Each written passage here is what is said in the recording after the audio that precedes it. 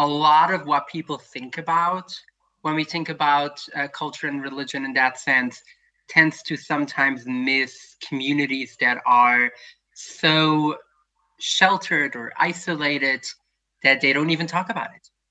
I didn't know that there are other transgender people in the world other than myself until I was 20 years old, even though it was very clear to me who I was. And even though I did find texts when I was 16 already, 16th century texts from mostly Kabbalistic texts talking about these issues.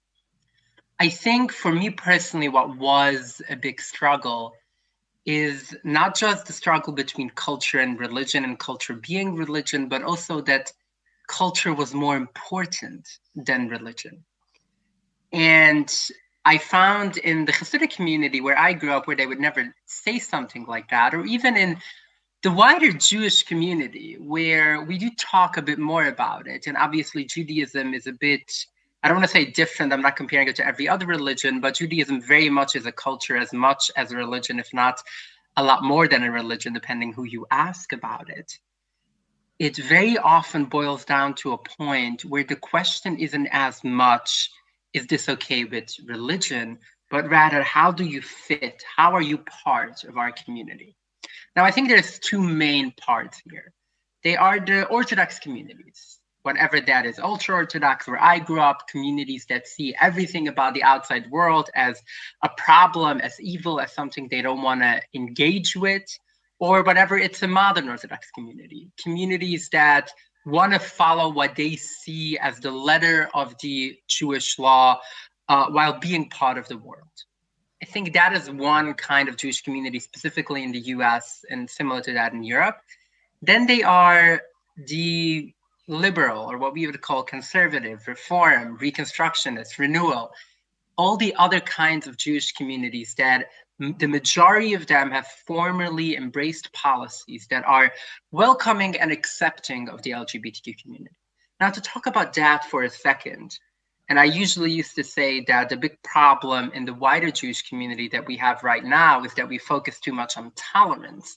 We focus too much on how it fits into the religious part as opposed to the cultural part, even of communities that do welcome the LGBTQ community.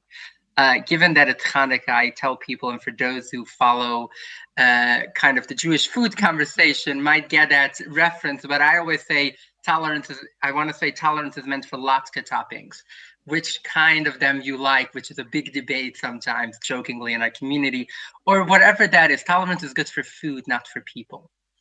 And we need to learn to culturally, even if you think religiously it's okay, the majority of US rabbis, at least non-Orthodox rabbis, would have no issue performing gay weddings. I get messages a few times a year from rabbis who are converting trans people, and they want to know how they can be the most helpful, which is beautiful. But as a community, we can do a lot better than that. And I think that is our next huge battle. And I know that's not just in the Jewish community. How do we make sure that every person knows that it's not just that we think that God doesn't hate you? Well, frankly, if your God starts hating people because of who they are, I don't want to know your God too well. And I don't think any religion at its core believes that people should be hated simply because of who they are. And if it does, I'm afraid it's not religion. I'm afraid it's something else that is sitting behind it.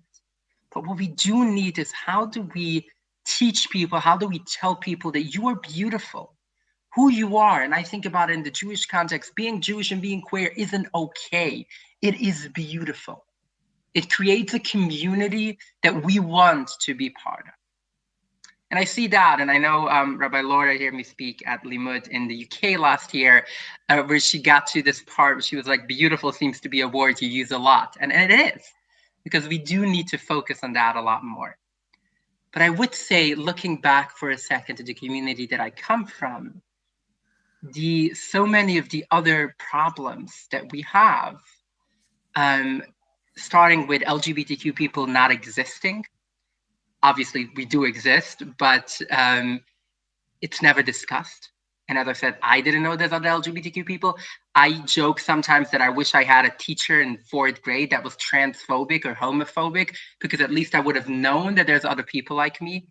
And a struggle of how do we even reach people like that? It's a conversation at a level where I wish I can be naive and say that tomorrow the Hasidic community is going to wake up, or other Orthodox communities are going to wake up and forget about celebrating the LGBTQ community, will, I don't know, not kick us out of the community.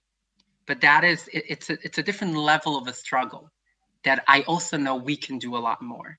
And I know that if our wider community, if the conversation internationally, whatever it's from governments, from interfaith communities, and from the Jewish community, from leaders in the Jewish community, would be a lot more to keep pushing for that, to not shy away from that conversation. I think that is where we are when we talk about these fundamentalist communities. And far too often I have people who engage with the Hasidic community who are like, yes, I will talk about everything, but can we not talk about that? They get very queasy and they don't want to talk about it. And I know there's been, in London specifically, there's been a lot of conversations around that about education with the Hasidic community, where they obviously refuse to teach what they're obligated to by law, which is a problem in the US as well, with LGBTQ education being part of that. So I will leave you all with these two ideas and to keep thinking about it. How do we celebrate people more, but also how do we reach people in the most isolated of communities without shying away if I don't want to have that uncomfortable conversation? Thank you.